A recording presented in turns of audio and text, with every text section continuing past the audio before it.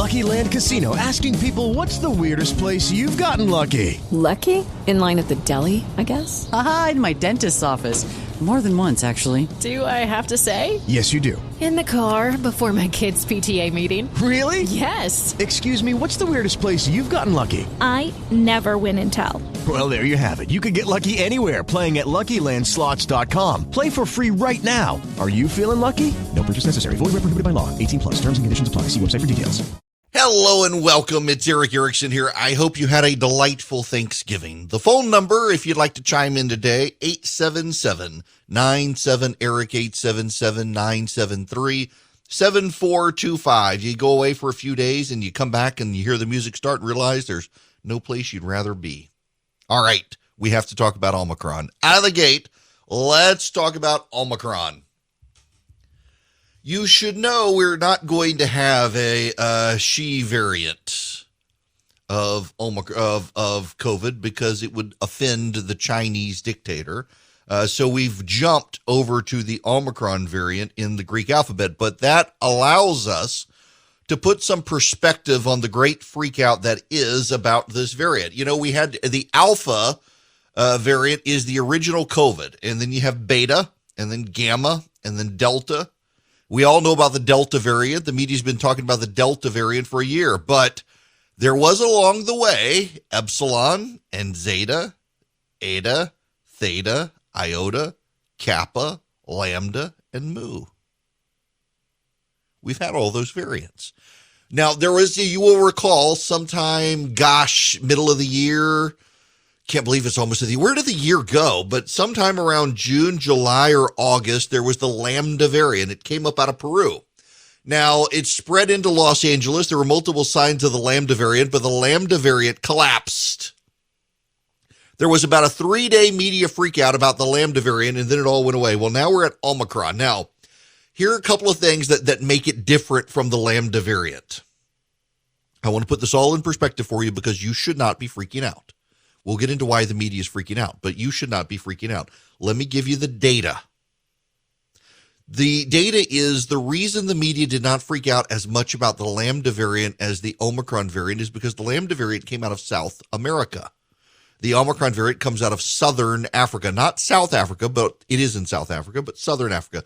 Botswana, Lesotho, Namibia, South Africa. The Omicron variant is coming out of Southern Africa. The Lambda variant came out of South America, and particularly in Peru and Chile, and it moved north. It got into Los Angeles. The reason that we didn't freak out as much about the Lambda variant has a lot to do with South Africa and AIDS. South Africa had a massive HIV/AIDS epidemic and began a testing protocols and screening regimes that made it very, very easy to identify various diseases and their mutations. Their screening and their genome sequencing became very, very good. South America did not have this, so it was slow on the uptake to identify who had the Lambda variant and how far the Lambda variant spread.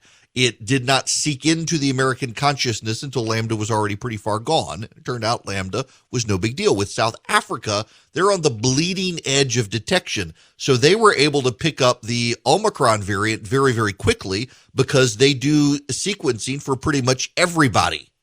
Because, again, it goes back to using the infrastructure they put in place for the AIDS epidemic.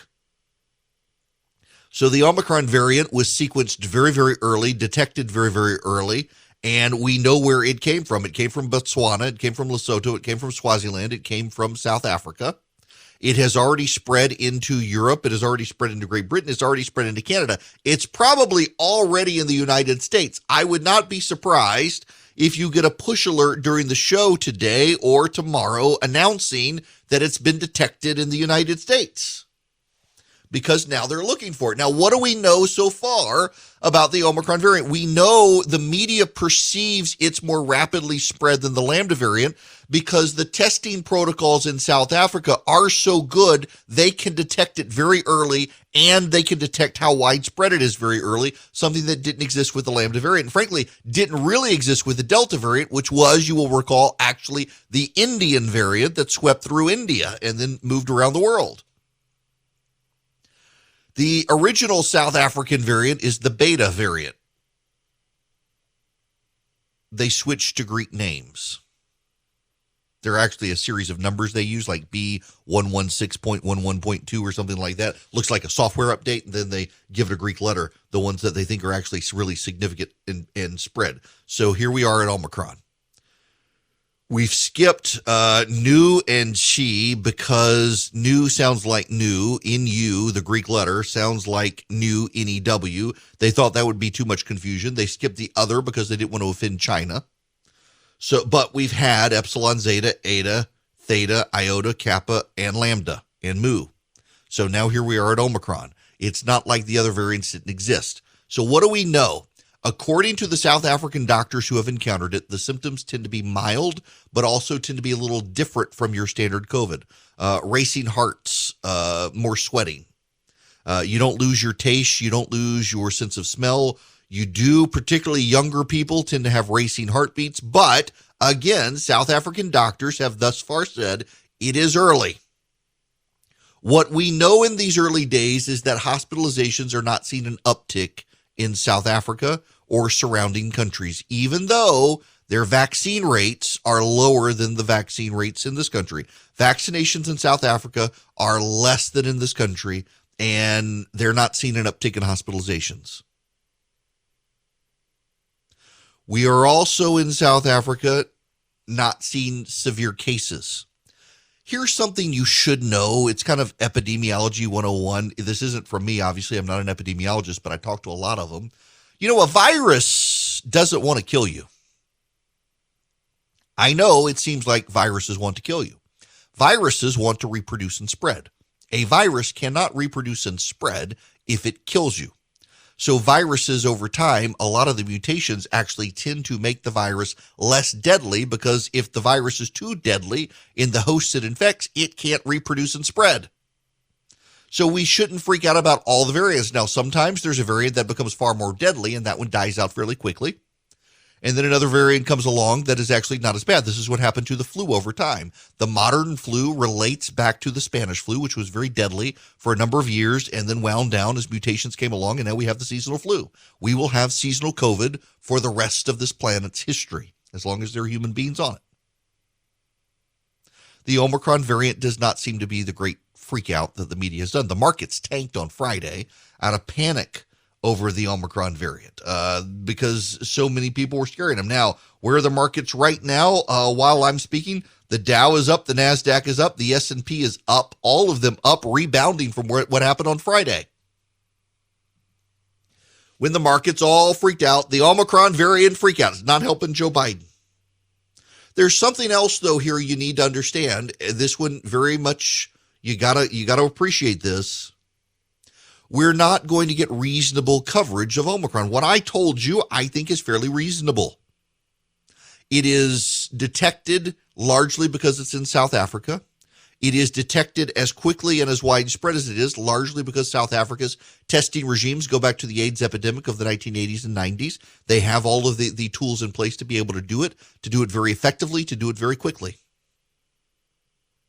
What the doctors are saying is that hospitals are not being overwhelmed. The vaccination rate in South Africa is less than ours, and they're not being overwhelmed in hospitals. That's a good sign. The symptoms are relatively mild. People do not lose their taste. People do not lose their smell. That's a good sign.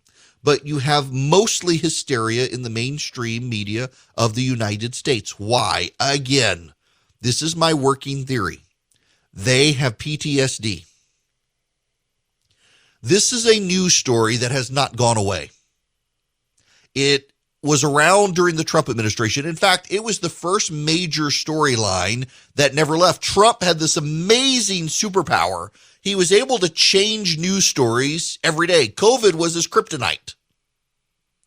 Donald Trump could mean tweet and immediately change the entire media story of the day. Donald Trump could step on himself. He could give a great State of the Union address 3 days later, tweet something obnoxious, and suddenly no one's talking about State of the Union. They've moved on to the mean tweet. And then 2 days later, he could tweet something else, and they move on to that. He had an amazing ability to steer the news coverage where he wanted it to go to his benefit. And then COVID happened. COVID overshadowed everything. And despite Donald Trump's best efforts, he could not shake the COVID coverage. In fact, part of the COVID coverage was designed to defeat Donald Trump. The media was relentlessly negative about it. You will recall Democrats and some members of the media cast doubts on the vaccine and Operation Warp Speed. They didn't want Trump to have any credit for it. But while all of this was going on in the beginning, in New York City, in Miami, in Chicago, in Los Angeles, reporters, national reporters, regional reporters, newspapers, television stations, they were covering COVID, and it was something no one had ever seen. Hospitals were filled up with people, overrun, worse than your normal, wave of flu. So many people were dying that they were putting people in meat lockers. They were putting people on ventilators. It turns out now some of the people who died because they were on ventilators, and perhaps they should not have been on ventilators. They should have been given other treatments, but we didn't know at the time. Doctors were doing their best. We were flying blind. The data from China, if it existed, was unreliable. So for months on end, the protocols kept changing. When do you vent? When do you not vent? When do you wear a mask? When do you not wear a mask? What do you do? What are your protocols? And now it turns out a lot of what we've embraced at this point really doesn't do a lot of good. At the height of the pandemic, when hospitals were being overwhelmed, wearing a mask would have helped because it could have reduced things by about 10%. Now, a reduction of 10% really isn't anything. And there are some questions now because of the mutations of COVID, whether a mask does any good or not. I'm in the camp that masks at one point served a purpose. They don't serve a purpose anymore. There's no reason to keep wearing them. They didn't know whether it would affect kids or not. This variant appears to impact young people, but the young people are in their 20s and 30s, not elementary school kids. Still, COVID doesn't appear to impact elementary school kids, even the Omicron variant. But the media is freaked out because it was there covering the early days. It was covering the bodies. It was covering, and in many cases, experienced themselves at a personal level. The parents who died of COVID, separated from their children, unable to even be seen or to see them. It covered the kids whose parents died, leaving them parentless. The American media covered it all. And so many of them were in New York and Los Angeles, in Miami and Chicago. It deeply affected them. They have PTSD. Every time they hear about COVID, it flares up. They go into hyperbole. They go into hysteria. They can't cover it reasonably. They can't cover it prudently. Based on the early signs of Omicron and the scans of the virus, it appears, the little spiky proteins that are on the outside. When you do COVID, it has these little red hairs on the outside. Those are the proteins. That's how it gets in and binds into your lungs and in your body. There are mutations on those protein spikes that appear that it could ward off the vaccine and keep the vaccine, keep your antibodies from being able to lock on to COVID. That's a warning sign.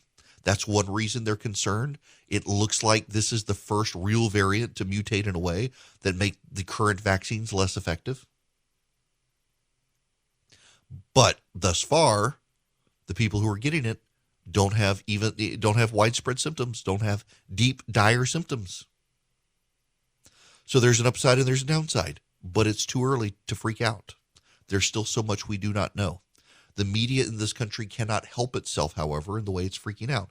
What I'm telling you, though, is based on the data we know, the vaccines work. They're not 100%. They certainly do minimize the impact of the virus. The hospitalization and death rate of people who are vaccinated is far less than the people who are unvaccinated.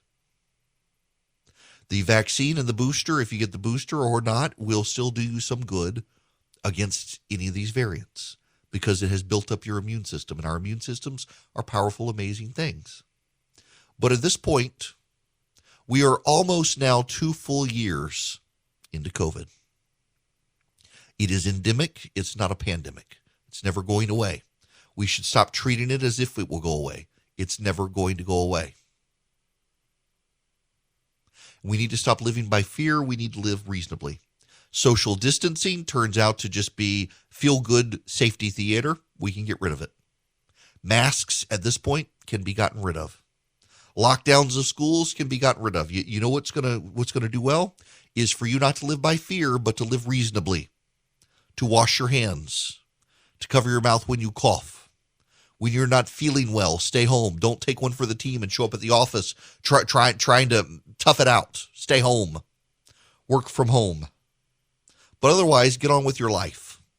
And importantly, at this point, tune out the hysteria from the mainstream media because they are incapable of dealing reasonably with COVID at this point. They need therapy in order to calm down about it. You're not going to get reasonable, rational advice from members of the mainstream media right now on COVID. What you need to know is that it's too soon to tell, but so far in South Africa, the symptoms of people who have the Omicron variant are very mild and hospitalizations have not spiked. That's good news for us considering we have a higher vaccination rate than South Africa. Y'all, I love my X-Chair. Honest to goodness, I wasn't sure about X-Chair because let's just be honest. Sometimes you hear podcast endorsement ads, you see something on the internet, you're just like, I don't know, maybe it's not that good. And I had a Herman Miller chair. Well, I had, keyword had, I gave it away. The X-Chair, it is the most comfortable ergonomic chair I've ever used. Honestly, it's probably the coolest looking piece of furniture I own as well. What makes it great? Well, it's got patented dynamic variable lumbar support. You can also add the Elemax technology with 4 massage options and the ability to warm or cool your back. I'm telling you, this thing is fantastic. I use it in my office. I sit so long doing talk radio, having the massager on, you can't even hear it on the radio. That's how quiet it is, and it works. It's the perfect time to purchase an X-Chair. Why? Because now is the only time it goes on sale all year long. That's right. Only on Cyber Monday weekend does the X-Chair go on sale. You deserve an X-Chair. You're going to kick yourself if you miss this deal. Save up to $500 on X-Chair, 4 days only. Black Friday through Cyber Monday. Go to xchaireric.com now. That's the letter X, chair, Eric, ERICK.com. X-Chair has a 30-day guarantee of complete comfort. You can finance your purchase as little as $25 a month. Go to xchaireric.com and save up to $500. That's xchaireric.com. Remember, it's ERICK. This hour of the program brought to you by First Liberty Building and Loan. Nationwide, they can help your business grow. If you need 6-figure loans, buy a building, build a building, buy a fleet of vehicles, something cool and expensive, reach out to First Liberty Building and Loan. They want to help your business. They've been doing it since the early 90s. Their website is firstlibertyga.com, firstlibertyga.com. Y'all, this president has spoken. I need to play for you quickly a bit of his speech because, well, I'm intrigued by some of his claims. The president of the United States stood before a crowd inside the White House and told everyone to mask up. He himself chose not to be masked up, and that is the problem. I'm having trouble queuing up his audio here. That's all right. He wants you to wear a mask. To get vaccinated and wear a mask. Here's the problem. At this point, I do believe that telling everyone you got to get the vaccine and then still social distance and wear a mask kind of hints to people, hey, the vaccine doesn't really work. And if you're going to do that, I think that you're going to muddy the message for a whole lot of people more than you should.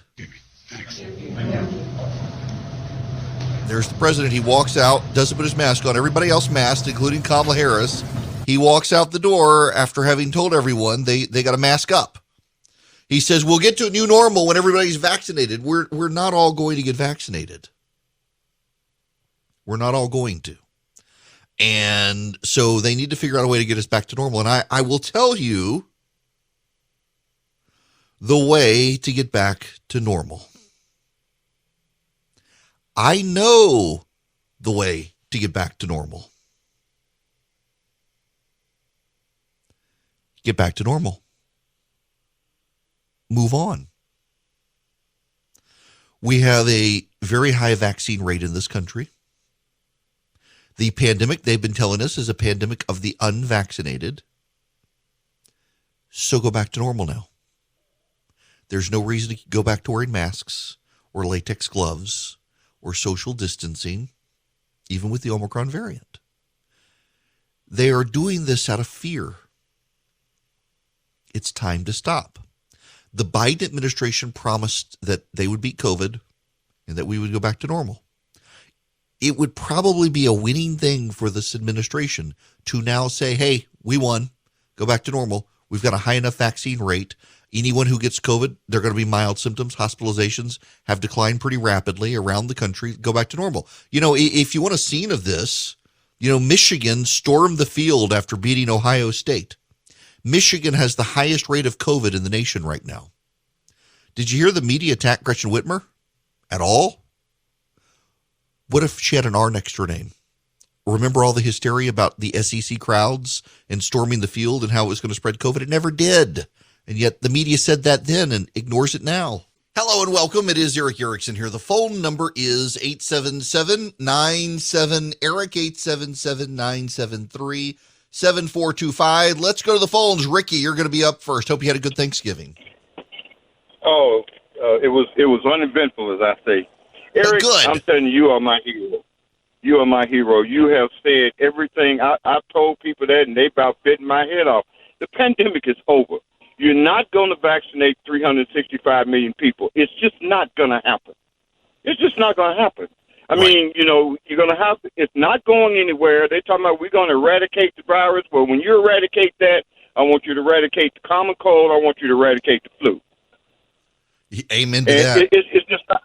It's just not going to happen. And I mean, just like you said, Michigan State, they flooded the field. We in like the 9th or 10th week of the NFL, stadium's full. I remember one time they were saying, oh, don't go to those football games. Right. Same thing with college, Tennessee. It was 102,000 when Georgia played Tennessee. In that stadium.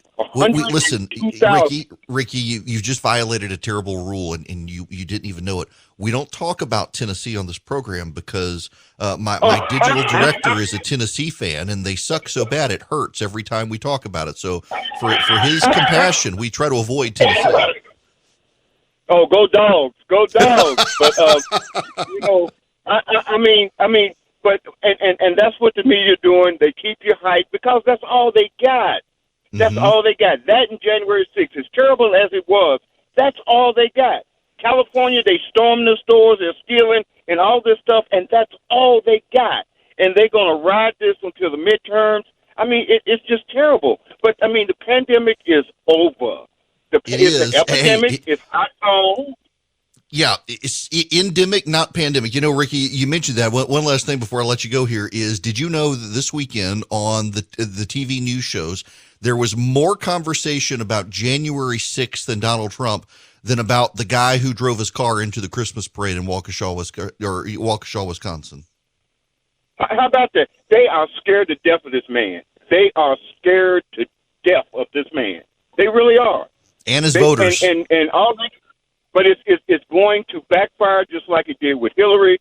She thought she could win by dogging him out, and it didn't work. And the same thing's going to happen. They're going to lose the Congress and possibly the Senate in the next thing. That's why they're pushing to pass this stuff now, because they know they're going to lose. They're going to lose. Yeah, they are going to lose. Ricky, thank you. Listen, I appreciate you very much and your phone call here. Let's see. You know what? I just got thrown out of my call screening program. And so I got to have Jim disconnect the phone call, Ricky, because I can't. If you hang up on me, all we're going to hear is a ringtone here. So I'll let Jim disconnect on you. Sorry about that. My computer is flaky on me this morning. My Wi-Fi. There are too many people still home for Thanksgiving, I guess, skipping school today, and everybody's internet is flaky. But Ricky raises a good point there that they don't have anything other than this particular issue right now in the media. They literally have avoided talking about the Waukesha issue. I want to actually spend time on that in the next hour because they're all talking about this apparently autonomous car that ran over people, and they can't even say at the Christmas parade. They've got to say at a holiday parade, they can't get the basic facts right on the story, which is just so demeaning and so bizarre, deeply, deeply frustrating. Now, I got to move on to other things because there's other news out there as well. And this gets to Joe Biden, who did address the nation a short time ago, told people, defended the economy, said everything is hunky-dory, and wants everybody to wear masks. Before I go there, though, let me get to Andrew. Andrew, welcome to the program. Hey, Eric, how you doing? Good. How are you? I'm doing all right. I had a question. I know this may be a problem to question the science, Dr. Fauci, but, you know, Pfizer made about, $35 billion since this pandemic started. Mm-hmm. They developed a vaccine almost 2 years ago, and now they're saying you have to take a booster. Now, what happened to the story about natural immunity, and why has that been memory hold? And how many boosters is it going to take before we get back to normal? You know, so that's a great question, and let's deal with it. First of all, I don't tend to embrace the whole follow the money thing. Like I see a meme running around that Moderna stock was worth $19 before the pandemic, and now it's worth $300. Well, because they finally developed a great vaccine. I don't think they're trying to perpetuate and keep this around. I do think they want to profit, and God bless American pharmaceutical companies for making good things and trying to profit off of them. That being said, I do think we're kind of at the point where it is our elected leaders and people like Dr. Fauci who are the ones seeding the great doubts in the public about the opportunism that's out there. Because you have people like Fauci, for example, who are out there claiming he represents science. If y'all haven't heard this clip yet, this is Fauci. I guess he was on 60 Minutes. Listen to this. You know, we certainly are not going to eradicate it. We've only eradicated one virus, and that's smallpox. Elimination means there's none of it in the country like we have now with polio and with measles. I don't think we're going to be there with this, but what I do think we will be able to do is get a level of control that's low enough that it doesn't interfere with our function. It doesn't have a major impact on society and what we do. It's not going to go away. The lower we get it, the better off we'll be. And you get it that low when you get the overwhelming majority of the population vaccinated and boosted. So like I've said multiple times, Chuck, it's in with our own grasp of how we're going to be able to live with the virus. The lower we get it, the lower the dynamics of virus in the community, the lower the risk to everyone, including vaccinated people. Yeah, okay. So he's right that the vaccine does work. It minimizes hospitalizations and it minimizes deaths.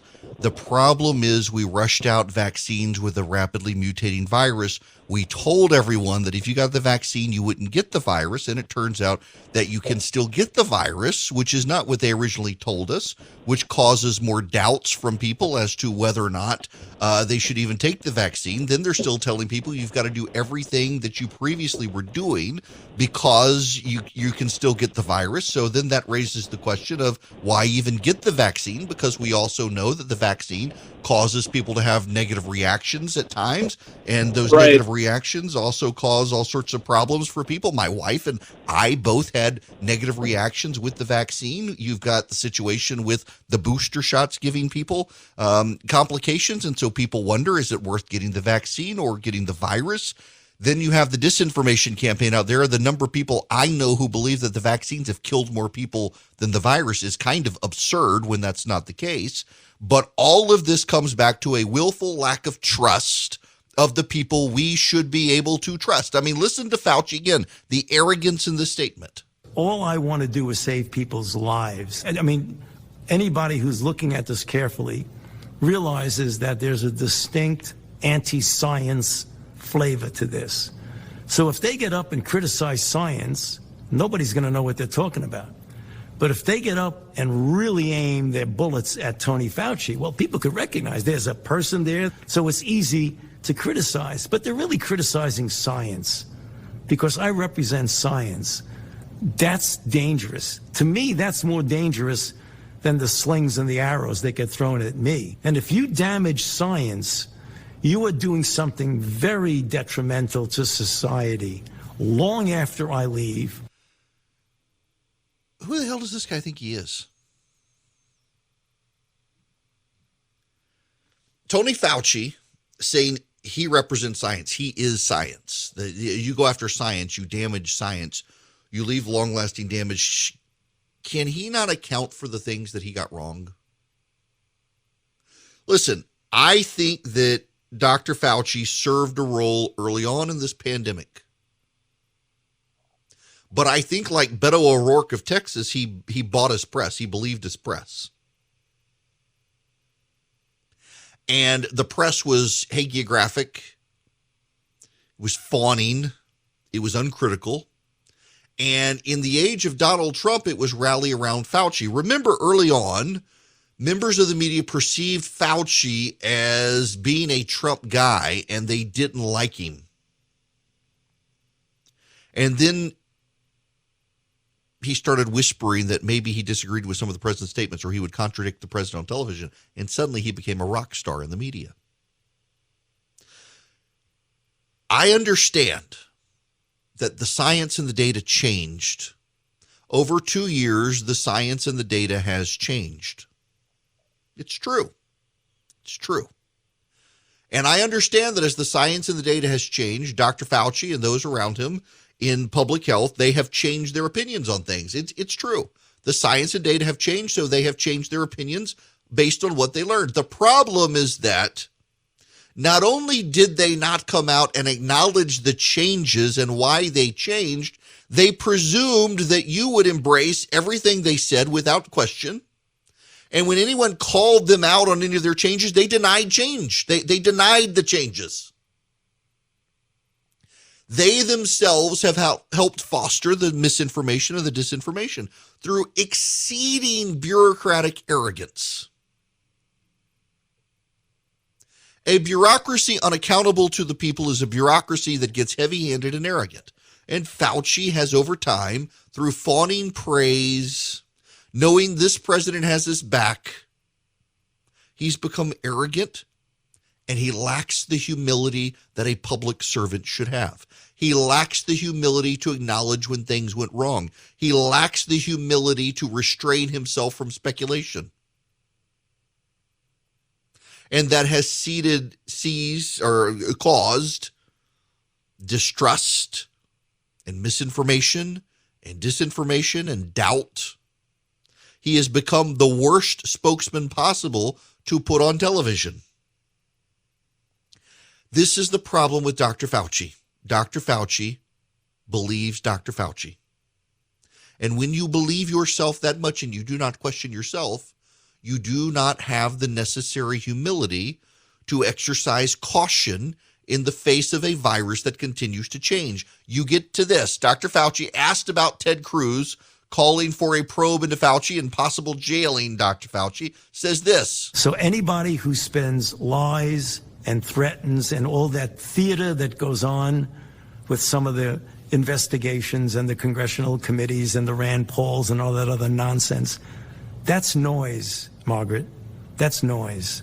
I know what my job is. Senator Cruz told the Attorney General you should be prosecuted. Yeah. I have to laugh at that. I should be prosecuted. What happened on January 6th, Senator? Do you know Ted Cruz is an elected United States Senator? He's Dr. Fauci's boss. He helped set Dr. Fauci's budget. Dr. Fauci is accountable to Ted Cruz. Ted Cruz is not accountable to Dr. Fauci. Regardless of the merits of what you think about Ted Cruz or Tony Fauci, Tony Fauci is a civil servant of the United States government. For Tony Fauci to be slinging partisan shots back at Ted Cruz, whether you like Ted Cruz or not, he's an elected United States senator. For a public servant in the American federal bureaucracy to talk like that is a man who thinks he's above it all, and he's not. He's beneath it all in the org chart. The fact of the matter is Tony Fauci now rides very high in the saddle, and people want to take him down a peg because he hasn't exercised any humility. And the media allows him to come out and be the pontiff of COVID. Every time there's a new variant, they wait for Dr. Fauci to release the white smoke. And it's starting to drive a whole lot of people, a whole lot of crazy over what he's doing. And it's time, I think, for Fauci and the rest of them to understand that they got to start exercising a level of humility they have heretofore lacked. Now, I want to tell you about Patriot Mobile. They're on your side. Patriot Mobile is the nation's leading mobile provider for conservatives. They are conservative. They're Christian and conservative. And if you are a customer of Patriot Mobile, they take a portion of your profits and they donate them to the conservative movement, to the pro-life movement, to the Second Amendment cause. They get things going for conservatives around the country. Patriot Mobile does. You can be a customer and you can get great discounts. If you're an NRA member, if you're a veteran, if you're a first responder, you got a large family, you can get a great deal from Patriot Mobile and you get free activation by using my name. You go to patriotmobile.com/Eric, patriotmobile.com/ERICK, or you can call them 972-PATRIOT, 100% U.S.-based customer service, 972-PATRIOT. Hello there. It is Eric Erickson here. The phone number is 877-97-ERIC, 877-973-7425, should you wish to be a part of this program. Listen, I got to I gotta make something clear here. I realize there is a conspiracy theory. I am not a conspiracy theorist. So I do not think that the Omicron variant was released to distract from the Epstein trial of his madam or whoever she is, Ghislaine Maxwell or whoever. I'm getting emails from people who think I'm ignoring this. To believe this, you must believe that somewhere Southern African countries were paid to conjure this variant, release it into the wild to begin infecting people, to then spread it to the Western world, and timed it in such a way to distract from this trial. Some of you will believe that. You need therapists. Normal people don't believe that stuff. Now, I realize we live in an age of spectacular conspiracy theories coming true. I just don't think that a virus is complicit in shutting down coverage of this trial. I think that the reason, there isn't a lot of coverage of the trial is, one, the judge has thrown everybody out, because two, there are a lot of famous people who will be implicated in this trial, and the judge is trying to spare them the embarrassment of the coverage when they should be exposed. There are plenty of reasons to speculate about that trial and what will or will not come out. But the virus being coordinated in release because of it is probably not related. I'm sorry for those of you who think otherwise. It is actually, it never ceases to amaze me how people will conjure up elaborate conspiracy theories to explain the way the world works, oftentimes because they're out of their depth in understanding the way the world works, but oftentimes because they're trying to bring some rationality to a chaotic world, so they embrace conspiracy theories. Sometimes the world is far more simple than we make it out to be. Sometimes it's far more complex than we make it out to be. Very rarely is there a global conspiracy of virologists, epidemiologists, and governments seeking to release a virus on the world to avoid coverage of a particular trial. And you thought these last 2 years were crazy. Welcome to 2022. It's coming up and nothing makes sense still, especially in business. If you're a small business owner, good luck getting financing from a big bank right now. I can offer you a fantastic solution if you're looking for $750,000 or more in financing for your business. First Liberty Building and Loan. Let's say you want to buy a new building, or you want to refi existing debt, or you want to buy a company. Basically, you see opportunity for your business to grow, but you've hit a wall with the mega banks getting financing. That's where First Liberty Building and Loan and my friends the Frost family come in. They solve small business financing problems better than anyone I've ever seen. They say yes, where big banks say no. It's that simple. Look, just do this. Spend 10 minutes with them. Call them, First Liberty Building and Loan, say Eric sent you. In 10 minutes, you'll know if you're a good fit for their program. Go to firstlibertyga.com. That's firstlibertyga.com. They help small businesses nationwide in all 50 states. firstlibertyga.com. It is Ryan here, and I have a question for you. What do you do when you win? Like, are you a fist pumper, a woohooer, a hand clapper, a high fiver? I kind of like the high five, but if you want to hone in on those winning moves, check out Chumba Casino. At ChumbaCasino.com, choose from hundreds of social casino-style games for your chance to redeem serious cash prizes. There are new game releases weekly, plus free daily bonuses, so don't wait. Start having the most fun ever at ChumbaCasino.com. No purchase necessary. VGW Group. Void where prohibited by law. See terms and conditions. 18+.